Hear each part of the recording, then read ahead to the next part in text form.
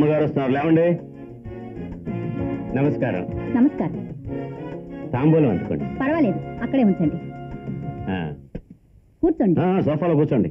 ఇంత ముందు ఆయన సోఫా చూడదా? అంటే ప్లాట్ఫామ్ సరికనే అన్నా. మీరు వచ్చిన కారణం చంద్ర నాతో చెప్పింది. రేఖను ఐఏఎస్ చదివిద్దాం అనుకుంటున్నాను. కోడలు కలెక్టర్ అయితే నాకు గౌరవమే కదా, నా ఖర్చుతోనే చదివిస్తాను.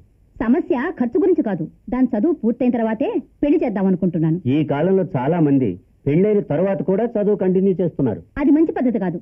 సంసారం సరిగ్గా చూసుకోలేదు, చదువు సరిగ్గా రాదు. అందువల్ల మీ మాట కాదంటున్నందుకు బాధపడుతున్నాను. మీరేదో మనసులో పెట్టుకుని డొంక తిరుగుడుగా మాట్లాడుతున్నట్టు నాకు అనిపిస్తుంది. మా అమ్మకి ఎప్పుడు సూటిగా మాట్లాడడం అలవాటండి. రాము, సరే, నేనేదో కట్నాలు కానుకలు ఎక్కువగా అడుగుతానని భయపడుతున్నారనుకుంటాను. తోట సొంతమైన తర్వాత కదా కొబ్బరి మొక్కలు నాటాలా, అరటి మొక్కలు నాటాలా అని ఆలోచించాలి. ఆ మాటకు అర్థం?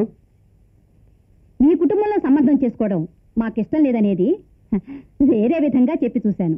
ఈ సంబంధం ఖాయం చేయాలనే నేను విధ విధాలా చెప్పి చూశాను. ఇది కళ్యాణం, వ్యాపారం కాదు. ఇది మీ దృష్టిలో ఏమైనా సరే ఇప్పుడే మనం తాంబూలాలు మార్చుకోవాలి.